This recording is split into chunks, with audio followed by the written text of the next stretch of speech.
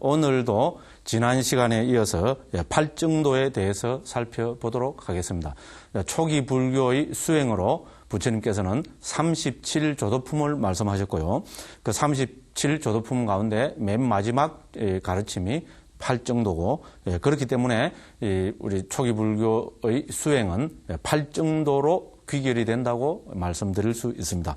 거기에 대해서는 지난 시간에 좀 강조해서 제가 말씀을 드렸습니다. 부처님의 최초의 가르침, 그리고 마지막 제자한테 하신 가르침, 그리고 또 다른 하나의 경에서 부처님께서는 팔정도가 있기 때문에 그것이 불교고, 팔정도가 있기 때문에 그것이 진정한 사문의 길이라고 그렇게 말씀하셨습니다. 팔정도의 8가지 구성 요소에 대해서는 지난 시간에 간략하게 살펴보았고, 교재에도 잘 나타나고 있기 때문에 오늘은 다시 반복은 하지 않겠습니다. 오늘은 팔정도의 의미, 그리고 팔정도를 우리가 어떻게 봐야 될 것인가 하는 그런 데 대해서 몇 가지로 살펴보고자 합니다. 먼저 우리는 이런 의문을 가질 수가 있습니다. 자, 팔정도는 정견에서부터 시작해서, 그죠? 정정으로 끝나는데 이 모든 것이 순차적으로 이루어지는 것이냐, 모든 우리 팔정도는 반드시 정견에서부터 출발해서 정정으로 끝나야 되느냐 하는 그런 의문을 가질 수가 있고요. 그러고 이 팔정도는 동시에 이루어지는 거냐, 그런 의문도 가질 수가 있을 것입니다. 그죠? 그래서 우리가 이것은 이제 그 팔정도는 결론적으로 이제 초기 경이나 주석서에 나타나는 설명을 종합해서 결론적으로 말씀드리자면은 팔정도는 순차적일 수도 있고 동시적일 수도 있고 또 이 가운데 어떤 하나를 더 중점적으로 닦을 수도 있고 이제 그렇다는 것입니다. 그렇지만 우리가 팔정도 가운데 어떤 하나를 우리가 강조하게 되면은 나머지 7가지는 자연스럽게 따라가는 구조라고 이제 이렇게 먼저 말씀드리고 싶습니다. 그래서 예를 들어서 우리가 그죠? 일단 그림부터 대충 한번 그려놓고 시작을 하겠습니다. 그죠?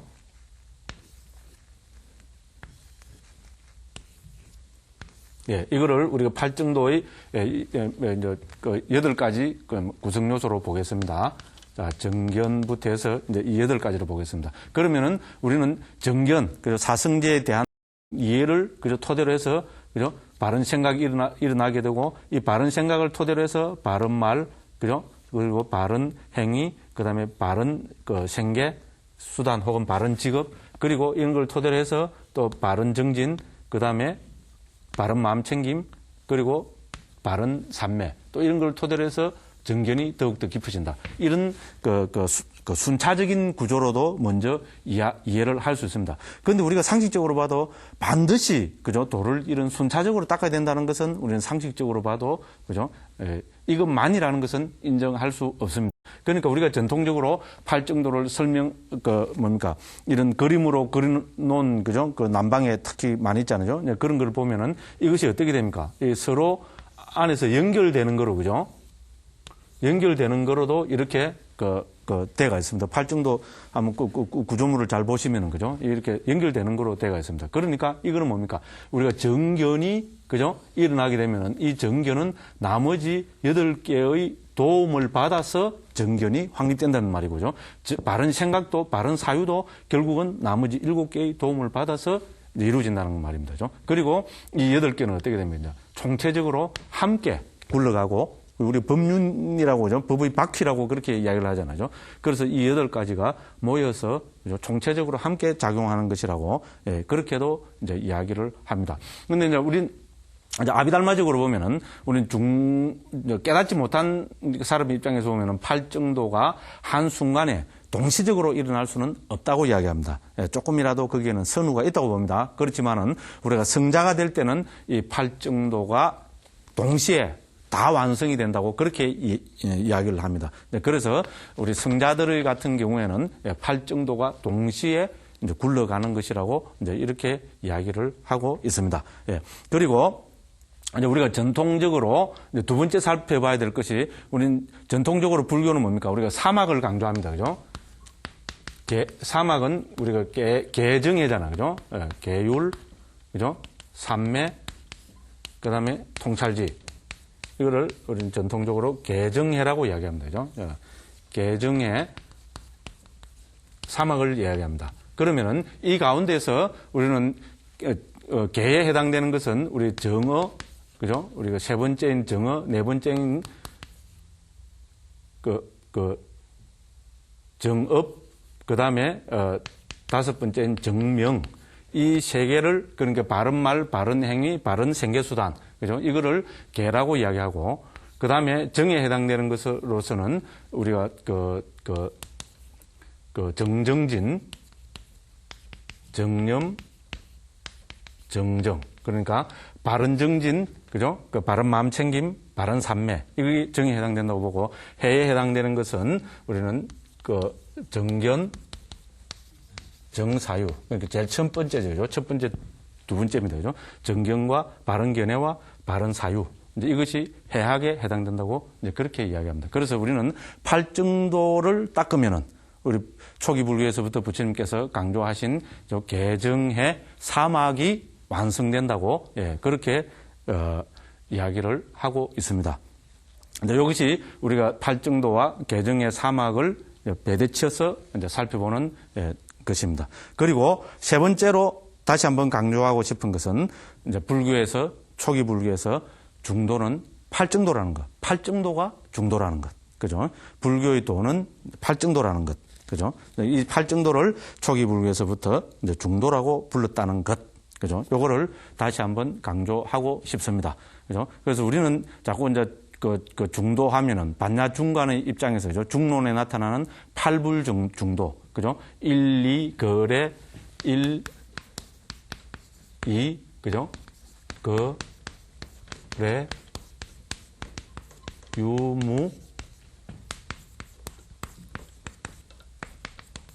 단상을 여인 것이라고 이제 그걸 중도라고 이야기하는데 사실은 이것은 초기 불교에 비교해 보면은 이것은 초기 불교의 정견에 해당되는 내용이라 할 수 있습니다. 그래서 초기 불교에서는 이제 어쨌든 팔정도 전체를 중도라고 불렀다는 것, 이제 이거를 우리가 명심해서 알아야 되겠습니다. 자, 그리고 이제 이 도를, 그죠?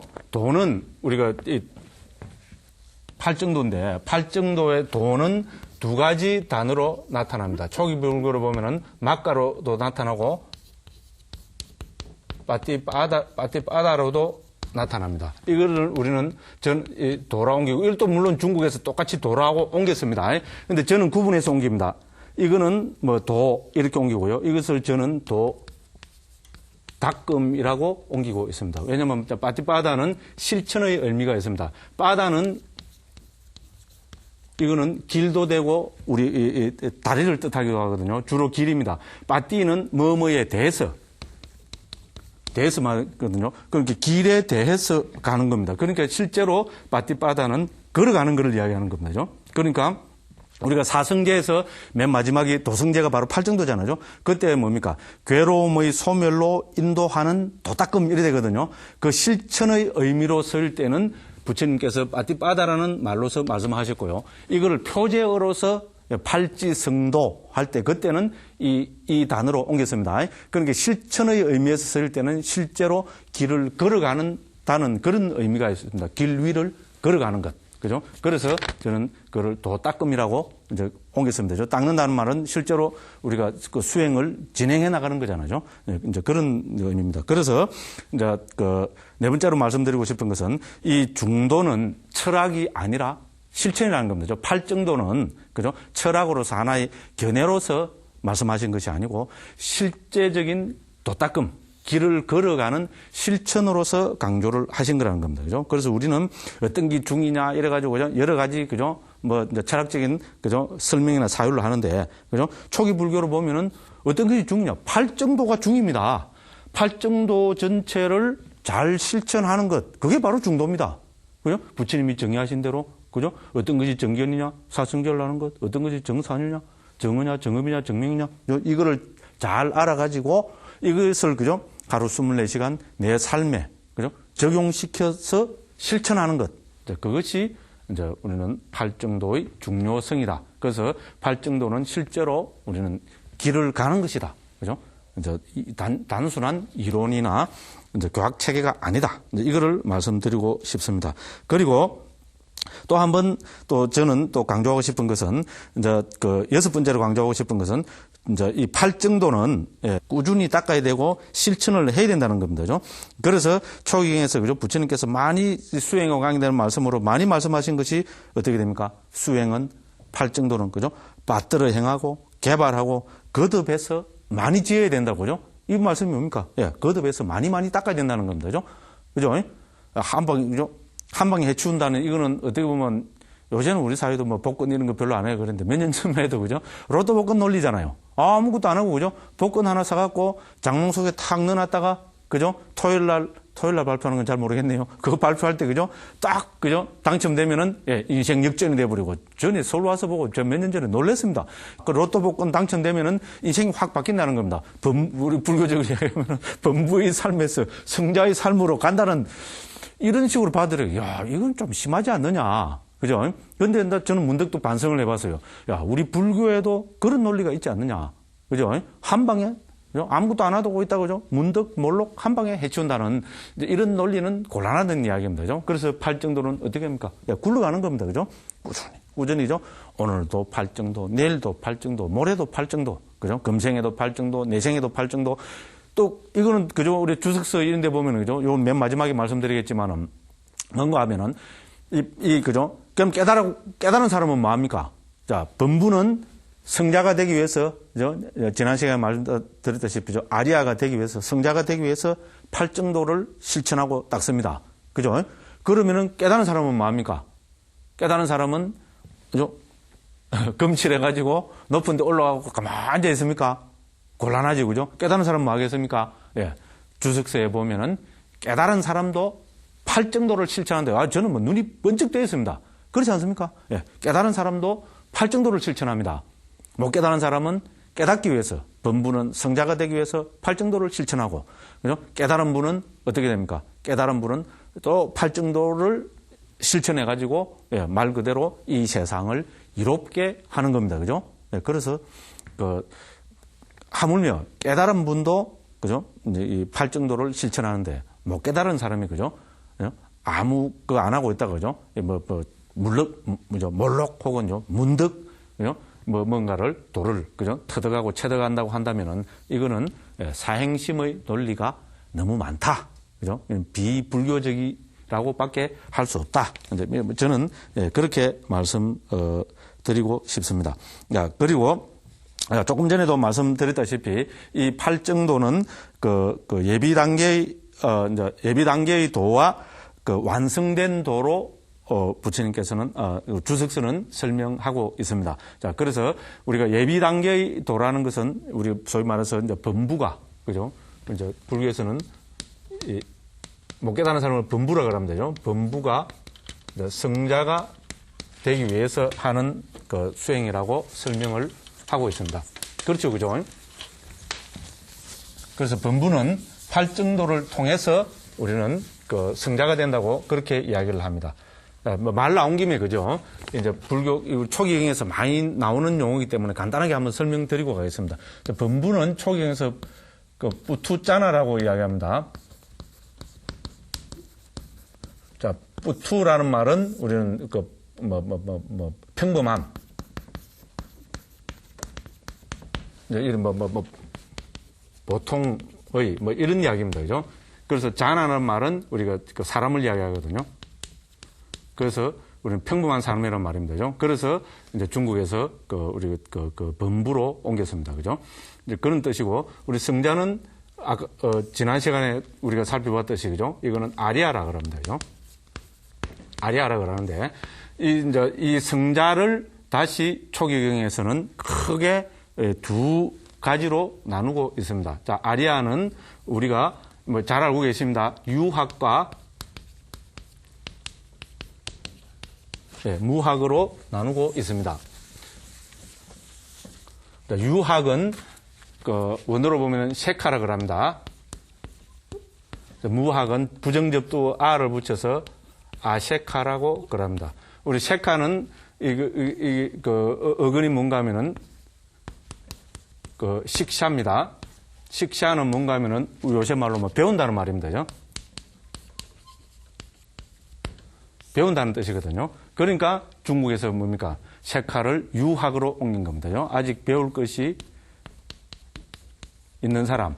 무학은 배운 게 없다 이런 이야기 아닙니다. 그죠? 그런 뜻이 아니고 더 배울 것이 없다는 말입니다. 그죠? 그래서 무학이라 옮긴 겁니다. 그죠? 더 배울 것이 없다는 말입니다. 그죠? 네, 그래서 이제 배울 것이 있는 사람. 그러니까 승자는 승자인데 아직 더 배울 것이 있는 사람. 그래서 여기서는 이제 우리가 예류부터 뭐 엄밀하게 이야기하면은 예류도, 예류과부터 시작해서 일례도, 일례과, 그 다음에 불환도, 불환과, 그리고 아라한도까지 이 처음의 7단계는 우리는 유학이라고 부릅니다. 그리고 맨 마지막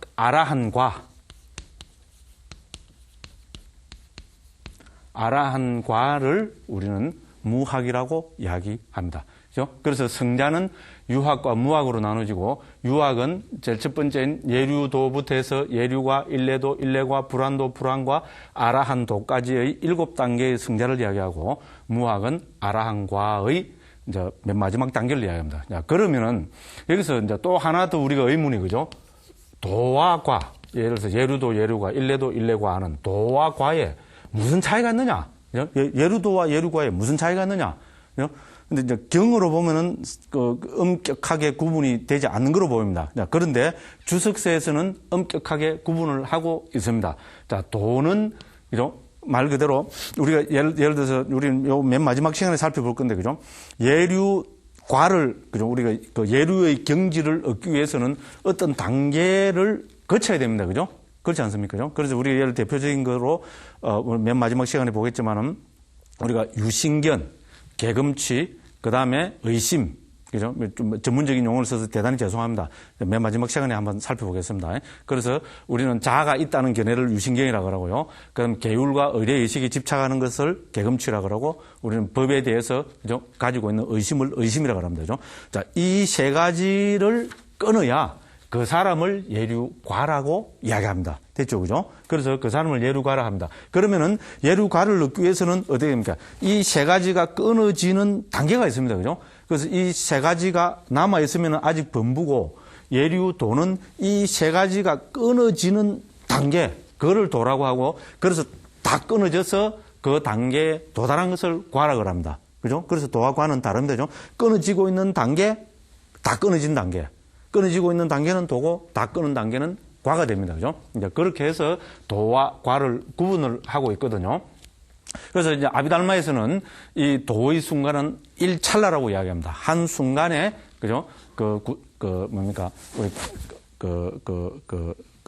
유신견, 개금취, 의심을 다 끊고 그래서 예류과가 된다고 예를 들어서 이제 그렇게 이야기를 합니다. 그죠? 그래서 우리는 이제 이 범부, 성자 이렇게 구분이 됩니다. 그죠? 그래서 우리가 이제 범부일 때는 팔정도는 뭡니까? 예비 단계의 도라고 이야기합니다. 그죠? 그리고 이제 우리가 성자 때부터는 완성된 도라고 그렇게 이야기합니다. 물론 엄밀히 이야기하면은 아라한과를 얻어야, 그죠? 팔정도가 완전히 완성이 되었다고 이야기를 하겠지만은 넓은 의미로 보면은 일단 성자가 되면은 우리는 팔정도를 이제 완성했다고 이제 그렇게 이야기를 할 수 있습니다. 예, 이렇게 한 7, 8가지 정도로 우리는 팔정도의 중요성을 이야기할 수 있겠습니다. 자, 마지막으로 제가 다시 한번 강조하고 싶은 것은 전에도 제가 한번 말씀을 드렸는데요. 자, 우리는 원어로 보면은 부처님의 가르침을 그냥 우리는 불교라고 우리나라에서는 그냥 불교라고 옮기고 있는데요. 이 불교로 옮기고 있는 이 원어는 붓다 사사나입니다. 이 사사나를 중국에서는 교라고 옮긴 겁니다. 그죠? 근데 이제 교라고 옮기니까 같이 가르침 정도로 돼버리잖아요. 근데 사실은 이 사사나는 가르침이 아니고 이 사사나를 사산어는 지금 이 산스크리트로서 현대 인도에도 힌디어로도 나타나고 있는 단어입니다. 그죠? 이걸 다른 말로 하면은 명령입니다. 그래서 인도에서도 법원을 사산어라고 합니다. 우리 사법부 있잖아요. 그 법원을 사산어라고 합니다. 그럼 법원은 뭐 하는 데입니까? 법원은 명령을 내리는 곳이잖아요. 그죠? 야, 너는 이러이러 하기 때문에 징역 3년, 꽝 하면 어떻게 됩니까? 야, 그 사람은 반드시 징역 3년 살아야 됩니다. 요새는 인터폴로 서로 다 전 세계가 연결되어 있어갖고요. 다른 나라로 도망가도 어떻게 됩니까? 그 나라의 수사를 의뢰를 해갖고 그 사람을 잡아다가 와서 3년을 살아야 됩니다. 명령입니다. 그죠? 엄격한 그 명령입니다. 그거를 사산어라고 합니다. 그러니까 이건 무슨 말입니까? 부처님의 가르침은 단지 가르침으로 끝나는 것이 아니고 이것은 불자들에게 명령이라는 겁니다. 이러면 뭐 불교는 자유로운 종교인데 뭐 다 좋습니다. 그런데 저는 불교를 자기의 신념으로, 자기의 그 생명으로, 자기의 그 삶의 가치로, 삶의 철학으로 받아들인 사람은 부처님 가르침을 적어도 명령이라고 이해하는 그런 태도를 가져야 된다는 겁니다. 그래서 부처님의 최초의 명령, 최후의 명령은 뭡니까? 니는 내 종이다. 내 식인도라 하면 니는 지옥 간다. 이게 부처님 명령입니까? 아니잖아요. 그죠? 그렇게 말하면 참, 제가 정말 우스운 사람 되어봅니다. 부처님 명령은 뭡니까? 결론적으로 말씀드려가지고, 부처님의 명령은 팔정도를 실천해라. 팔정도를 실천해서 해탈 열반을 체득하라. 해탈 열반을 정득하라. 아마 제일 첫 번째, 두 번째 시간에 제가 말씀드린 것 같은데, 불교는 뭡니까? 행복을 추구하는 종교입니다. 그렇잖아요. 그죠? 그 행복은 뭡니까?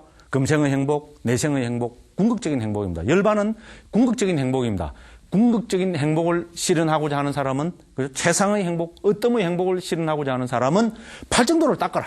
팔정도를 실천해라. 그러면은 궁극적인 행복인 열반을 실현할 것이다. 이것이 부처님의 명령이라는 겁니다. 저는 이거를 강조하고 싶습니다. 그죠? 적어도 우리가, 그죠? 이런 기본 교학 체계에 대해서는 이거를 부처님 명령으로 받아들이는 그런 태도를 가져야 그 사람이 저는 진정한 불자라고 봅니다. 그렇지 않으면은 물에 물 탄 듯, 술에 술 탄 듯, 10년 불교하고, 20년 불교하고, 30년 불교. 불교가 뭐냐 하면은, 썩 남 눈치 보고, 어떤 게 도냐? 이러면 남 눈치 보라고, 보기 바쁘고죠? 어떤 게 그냥, 바른 정진이냐면 남 눈치 보고, 너는 누구냐 하면 남의 눈치 보기 바쁘고, 이렇게 돼서 곤란하다 이 이야기입니다. 그죠? 부처님의 이런 초기 가르침을, 그죠? 명령으로 받아들이면은, 명령은 딱 우리가 그죠? 머리에 딱 새겨야 되는 거잖아요. 그죠? 그래서 말이 길어졌는데 그죠? 마지막으로 제가 말씀드리고 싶은 것은 팔정도는 부처님의 명령이다. 이거를 불자는 명령으로 받아들여 가지고 내가 부처님의 명령인 팔정도를 잘 닦아 가지고 내가 기필코 해탈 열반을 실현하고야 말리라. 이런 그 다짐, 이런 태도를 가져야 한다고 저는 감히 말씀드리고 싶습니다. 긴 시간 동안 저희 강의를 들어주셔서 대단히 감사합니다. 항상 행복하시기를 기원하겠습니다.